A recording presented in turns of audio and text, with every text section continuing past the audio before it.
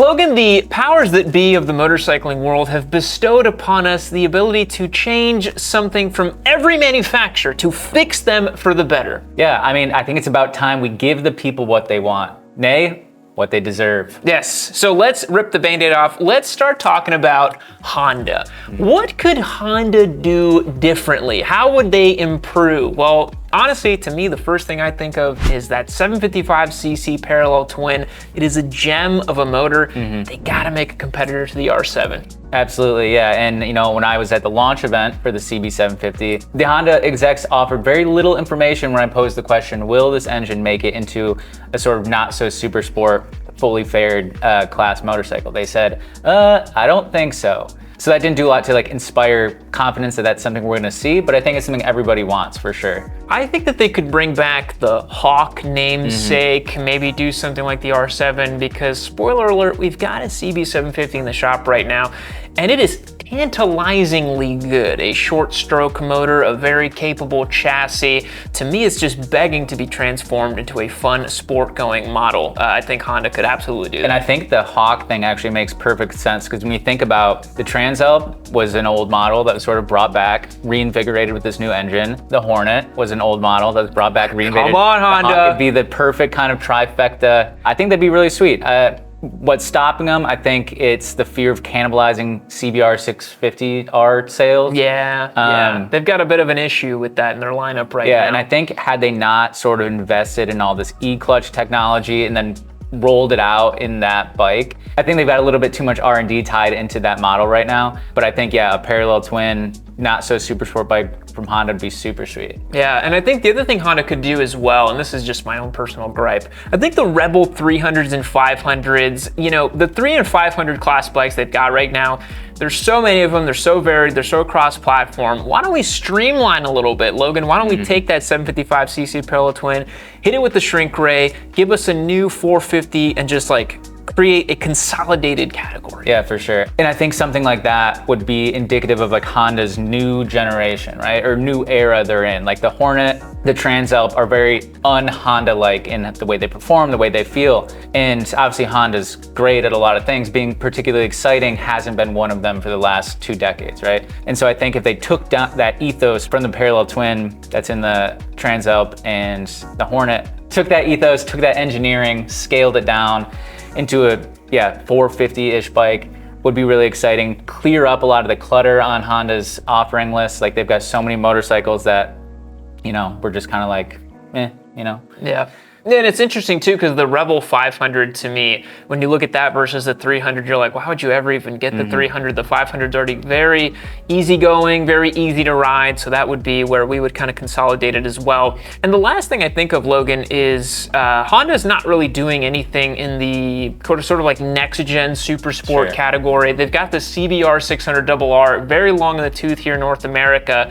Europe's got that new updated version with all the new whiz-bangery.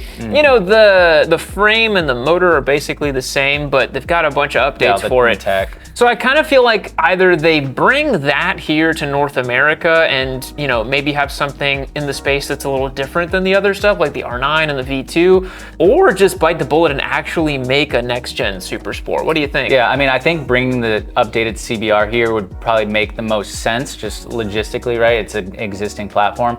And with, you know, all the crybabies that are sad about the R6, maybe they could, you know, now aside from the ZX6R, if the updated CBR here would be, you know, a more interesting proposition than the current outdated model or the, you know, the Gixxer 600 or whatever. Yeah, and of course, Honda, keep doing what you're doing, bringing prices down, because that's going to net you many, many more sales in the future. Let's move on and talk about Yamaha next. All right, Yamaha. Let's talk about it in this very, you know, size-appropriate whiteboard. It actually does look very funny on the monitor there, but we're gonna roll with it. So Yamaha, Logan, I think, you know what, I'm gonna say something crazy. They should bring back the VMAX, dude. They should bring back the VMAX. They have V4 pedigree in MotoGP right now with their new project. The Diavel could be its main competitor, the Rocket 3.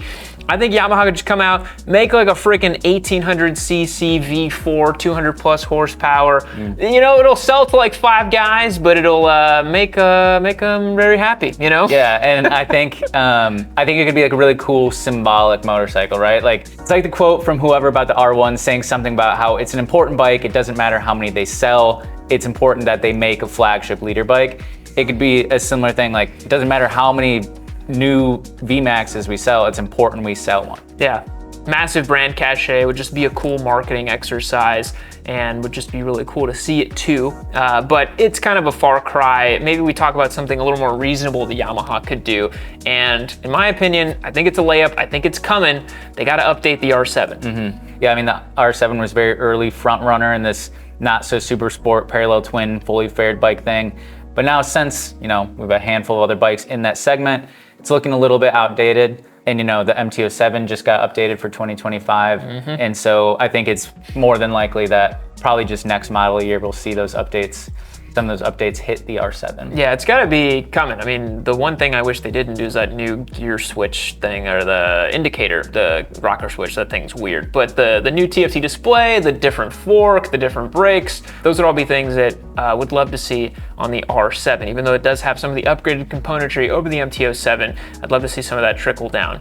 Logan, what else would you like to see from Yamaha? So yeah, something we were talking about, and also probably unlikely, and it would serve a very kind of small niche, probably even smaller than a new VMAX, would be to bring the WR250 back. Now you're speaking my language. I think since the DRZ was priced so astronomically high, Suzuki kind of squandered any sort of loyalty the dual sport aficionados had for that platform. Yeah. I think it'd be a good time for Yamaha to come in, kind of steal some Suzuki's lunch in terms of dual sport sales.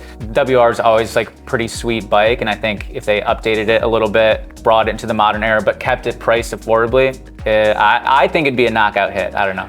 WR to me, I will sing its praises at any given moment. For me, the bike that got away, I had one of them. I bought it brand new. It was the last year that they made it, and it was gonna be a giveaway bike, and then I looped it, and then I was like, screw it, I'm just gonna keep it. Absolutely fell in love with the bike. I foolishly upgraded it to a Husky 501 because I wanted to do crazy enduro stuff. But Logan, the WR is a sweetheart, man. You got too big for your britches. Got too big for my britches, and then I don't even ride enduro and trails anymore, and I missed my beautiful dual sport that I had. But as Logan said, I think the market is so primed right now for a WR to come in and just eat everybody's lunch. They could come in with a, let's say, $7,500 WR 350 and maybe like a $9,000 WR 500, and then just KTM, see you later, DRZ, see you later, the KTM 390 platform, buy, like, they would just obliterate everything, man. Yeah, I mean, even like the Honda CR 300 and then the CR 450 RL or whatever, you know, that like no one really likes, like hardcore dual sport guys or dirt bike guys don't like it. Commuters don't like it because it has like crazy service intervals for a street bike. Yeah, I think Yamaha would, like I said, I think it'd be a knockout hit. Yeah, that would be awesome. If anyone at Yamaha's listening, please, it is so perfect for this time right now. Just make Suzuki look like fools and bring back the real king of Japanese dual sports, the WR. And of course, the last one for Yamaha that I would love to see as well, probably not gonna see it for the next couple of years, is an update on the R3. Still using a very old and tired 321cc motor, doesn't really keep up with the competition. There is no interesting tech or features. Very hard to make the case for that bike unless you are a Yamaha R bike simp, which many of us are. We do like the way that they look, but the R3 definitely needs to be upgraded. Let's move on and talk about Kawasaki, because we actually have an idea for this one that you might not have thought of. All right, since it looks so comically small, we're gonna spell it out together. You ready? And now the marker doesn't work. Kawasaki, there we go. Kawasaki motorcycles, what are we gonna do with them, Logan? How are we gonna fix them? So yeah, so this one is pretty fun because Kawasaki does do a lot of cool stuff. Yes. And they're, I feel like, maybe the most likely to take some bold risks, you know, for instance, ZX4RR, H2, obviously. Yeah. So it's kind of hard to think, where do they fall short? I think they do a really good job with the experimental, crazy stuff. They fall a little bit short on just the regular average Joe bikes. They're 650 class bikes, worst in the category by and large. I think no one's gonna fight me on that. You know, Ninja 650, Z 650. So the kind of obvious choice to improve Kawasaki would be to invest in those platforms. But we decided it'd be even more interesting they're kind of the inline four evangelists still. They're little ones, big ones, the detuned ones, and the Ninja 1100. What if they did? What if, Logan? What if they Street Fighter the 636? Come on. Just rip the Bandit out. Come on. What if they I was trying to avoid saying Street Fightered because it sounds silly. That is a bit strange. What if imagine this. Imagine this. This is what we thought about. Like, you take the 636 and you lean into the stunt culture. You lean into the youth-oriented wheelies and stoppies and stuff. It has so much brand cachet as a stunt platform. And you just make a naked version of that bike, but not a Z636. You call it something like the 636 Street Fighter or something like that, We're talking really upright bars, a dinner plate style sprocket, like really leaning into that aggressive, fun aesthetic. Detune the motor a little bit, make it torquey. I mean, with the dinner plate sprocket, you won't need any more torque than that. But I think this is a massive opportunity for them. Take a platform that already exists, just put handlebars on it, and then all of a sudden you have something in the middleweight segment that is kind of different, kind of fitting Kawasaki's thinking outside the box, making weird stuff kind of vibe. Yeah, absolutely. And I think because that's the big thing too, even though it's kind of the most traditional 600, the 636 in itself is like an oddball amongst all the twins and triples that now dominate that category. So I think they just dial it up a notch. Yeah, Street Fighter the 636, I think it'd be really interesting. And I think a lot of people think of stunting as like a very niche subculture of motorcycling, but we were talking about how at a lot of, MotoGP events and racing events, there's sanctioned stunt events. Like this is just a really cool part of motorcycling that I think Kawasaki's, maybe they're too buttoned up and corporate and too even-keeled Japanese corporate culture type of thing. But I think if they lean into that a little bit, I think it'd be a massive market here in North America for it. So I'm calling it right now. If we ever get a Street Fighter 636 from Kawasaki from the factory, we thought of it first. I have not heard anyone else mention this or talk about this. The other thing that I was thinking about for Kawasaki, Logan, is they don't have like a T7 style competitor. Right. And the KLR is just like a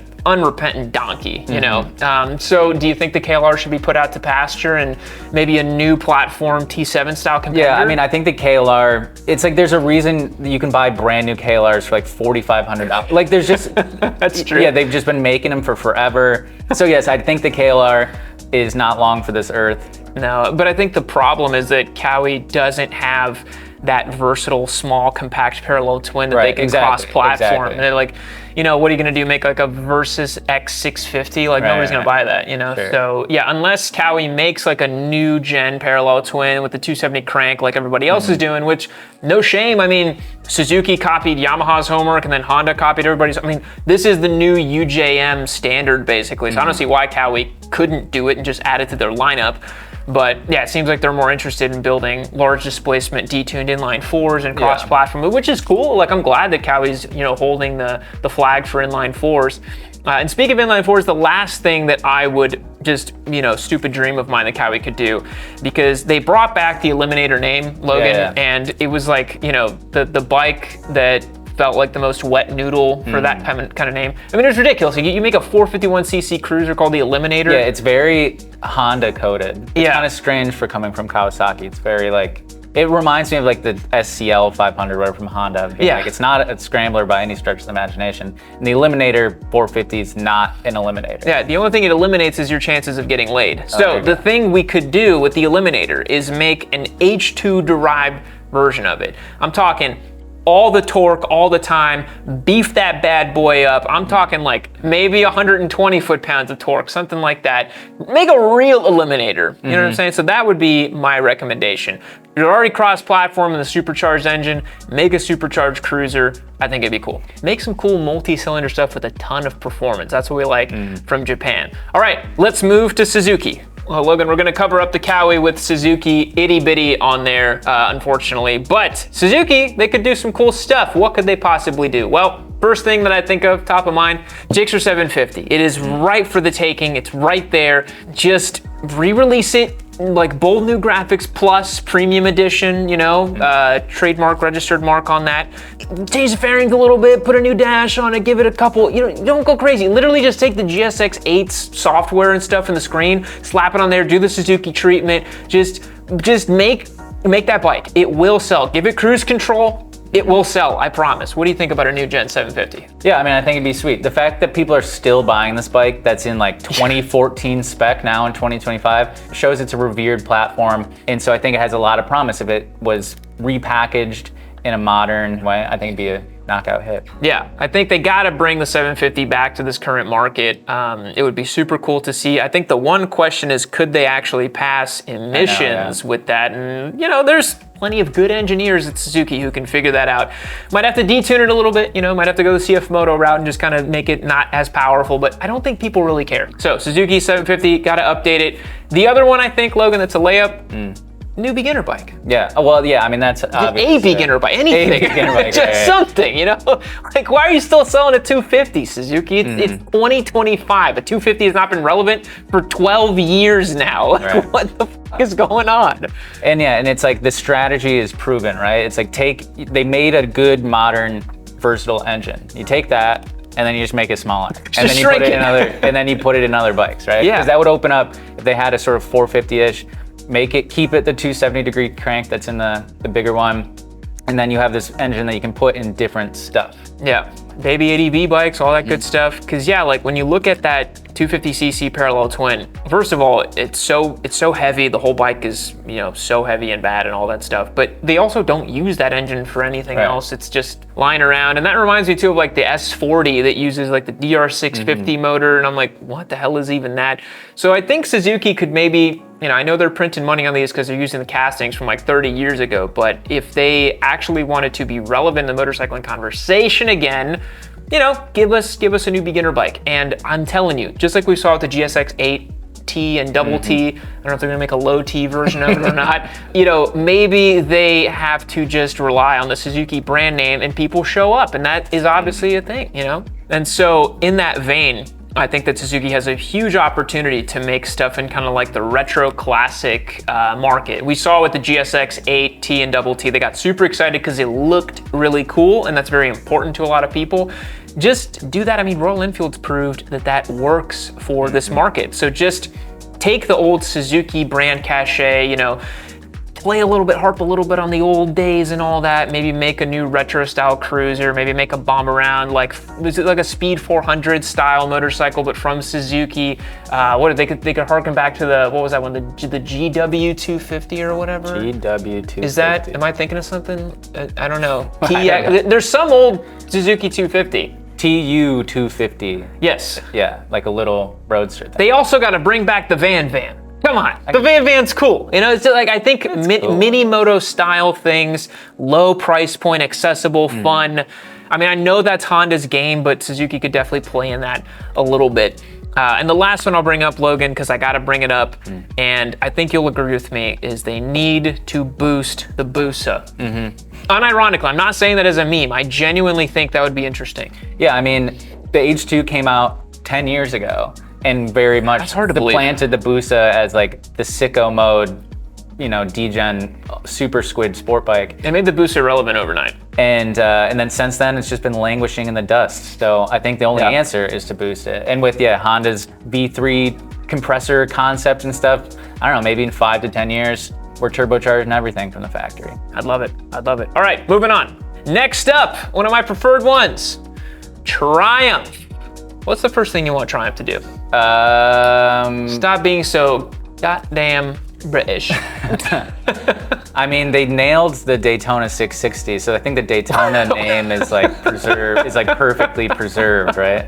Is that what you want me to say? She's trying to rile me up. Come on, give us something. What do you think? I mean, I think everybody wants a Daytona 800, yes, like a street. We want a real Daytona. Street triple, whatever. Not just that, because they already tried that. They already tried that with the Moto 2 Daytona with the 765 motor. Wasn't the same. It wasn't the same. It didn't hit like it. You got to make it rev out. I don't care what you can do the Daytona 800, you can do the Daytona 765, I don't care. It needs to rev out like a super sport. Give me minimum 14,500 RPM 3-cylinder motor. I will not accept anything less. Make it compete, make it go good. We have the R9, we have the Panigale V2. This is an established category now. Triumph, what are you doing? What's going on? And the other thing, Logan, if I may have a bone to pick with Triumph, the dashes. Every single one of your bikes needs a new dash. Every single one of them. I started thinking about this and I started getting mad about all the different bikes of the dashes I hate. Street Triple, laggy, old, looks like Windows XP. The round one that's on the Scramblers and the Rocket 3, why is there a round display? It doesn't even work right. It's all laggy and weird too. The ones that are on the Tiger 800s and the Trident 660s, it's like this tiny little LCD, you can't even read it. Give all of them new dashes. And then you have the audacity. You have the audacity to not do the 2 analog clocks anymore on the retro models, on the Bonnevilles. So Logan, new dashes across the whole range. Yeah, they should partner with Chiggy. And then you get Apple CarPlay and a dash cam on your Triumph. God, no, don't do that. Don't do that. So yes, please, new dashes, Triumph, that would be much appreciated. Partner with BMW or KTM or steal the people who work over there and just do the same one across everything. Maybe not the Speed 400s because that'll make the price too high, but please, for the love of God, just update them. And then the other thing I'd love to see, loving the fun colors. Acid yellow, British Racing green, cosmic yellow, scorched, whatever. I love all the fun colors. Scorched Earth. Scorched Earth, that's what I just went with, Triumph. Anything else you want to say? I don't think so. I mean, it's like the You were Triumph saying that you ranks just video. like their stuff, you know? They're just good. I don't really have anything to add. All right, Triumph, you're doing good stuff. Speed 400, 660 platform, new dirt bikes, like, you'll love to see it. Good job. Moving on. Next up, Italian, Ducati. Logan, you have a bone to pick with Ducati based on their monsters, don't you? Yeah, I mean, like we were discussing, like in pre-production, the Monster, there used to be like a million Monsters, right? Yep. Like 600s to 1100s to everything in between, air-cooled, liquid-cooled. They were always sort of slapdash parts bin bikes, but they were cheap and they were like the entry point to the brand, and it got a lot of people excited about being able to finally afford a Ducati. The Monster saved Ducati. Exactly. Single-handedly. And now the Monster is just like completely irrelevant. You know, it's just like this weird, sad, confused bike in their lineup. Yeah. You know, that like you forget kind of even exists. Yeah. Because it's like, you know, why wouldn't you just get a Street Fighter at this point if they're serving the same sort of purpose? That was something that was really confusing to me when the Monster got updated and it had the 937cc, I think it was a Tesla Strata motor, and they did away with the trellis frame, they made it super lightweight, it looked like a Yamaha MT bike, and then you ride it and you're like, there's really not much to chew on this. And then they made the Street Fighter V2, the new one with the 890 motor, make nearly the same amount of power, nearly does the same thing. I'm like, what are we doing, you know? Yeah, it's like practically just like a styling exercise at this point compared to the Street Fighter. But yeah, I think it'd be cool to either, one, eat the Monster. It'd be like a big deal, right? Because that'd be like, a big deal. It'd be like Chevy not selling any Corvette anymore. Yeah, that's, or some, you know, other significant model, but no more Monte Carlos. They don't make so significant. Monte Carlos are cool, or they were cool. Yeah. It's either you yeet the Monster or you make it something different, bringing it all back to like it being an entry point into Ducati. So you don't have to get stuck with just a Scrambler. You could get a Monster, maybe put that air-cooled L-twin back in it. That would be kind of sick. Sell it for cheap. Call it the Monster Classico. Something like that, you know? Like make it, you know what I mean? Like Monster Essential, Puro. I don't know, you know what I mean? Like just, it's the core essentials of Ducati distilled down. There's a way to market that for sure. Yeah, and I think that'd be sweet. Like that's something that I'd be interested in. Kind of like a heritage model, something cool, something with a little edge to it, but it's still Ducati, still has that Italian flair, and it's not a Scrambler. Yeah, and then I think making it in like a couple different configurations and giving people a broad entry point into the brand is really cool. We even talked about like make a single cylinder Monster, put that 698cc to work in something a little different other than a Supermoto like they have right now.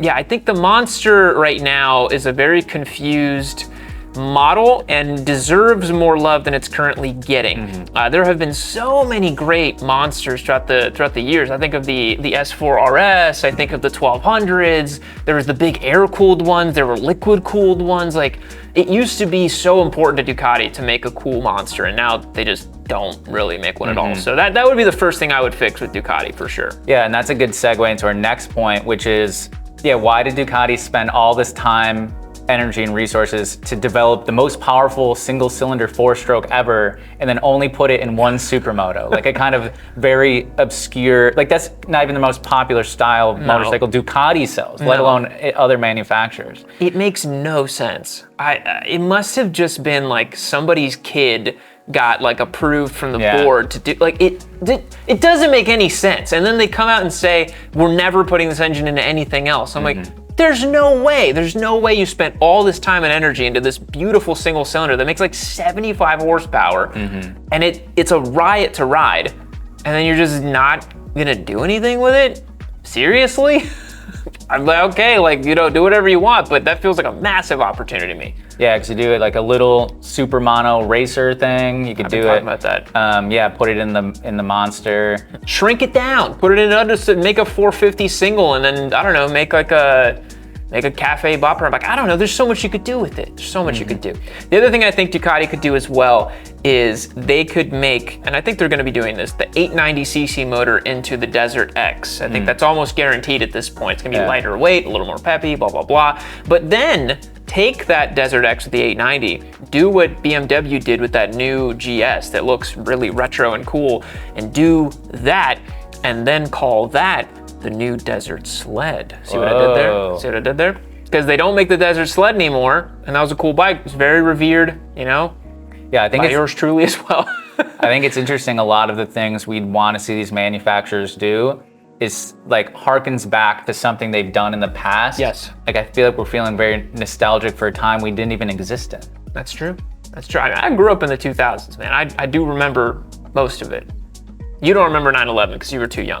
Right. I was born in 2003. That's right. That's so deeply unbelievable, but yes. Moving on to Aprilia. All right. Aprilia! Let's talk about them for a little bit. Logan, the first thing I think of with Aprilia is if you want to stay in that brand and you're going from 457 to 660, you're like, all right, that's a cool jump, right? That's nice.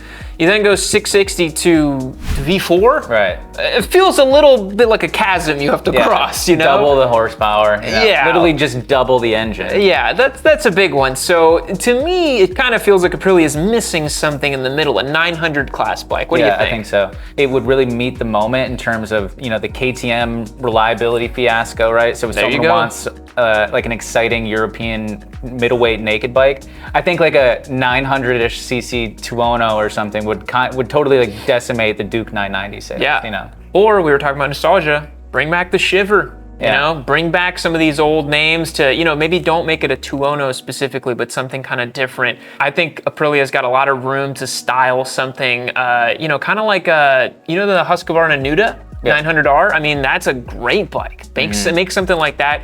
Plus size back of that. I mean, it kind of feels like we're an Ouroboros at this point with motorcycling. We talk about that with the KTMs, or like what once was a big Super Duke is now a middleweight Super Duke. But I do think that a 900cc parallel twin from Aprilia is like a total layup, especially now that KTM is just languishing. So I would really like to see that. That'd be cool. Yeah, definitely. Something else I think would be cool to see from Aprilia, maybe they take that 660 platform and do kind of like a Tracer 7, like what they do in Europe, a more, you know, street biased kind of GT style bike. Something maybe would love that. Yeah, like you know, kind of akin to like the Tiger 800 Sport or something.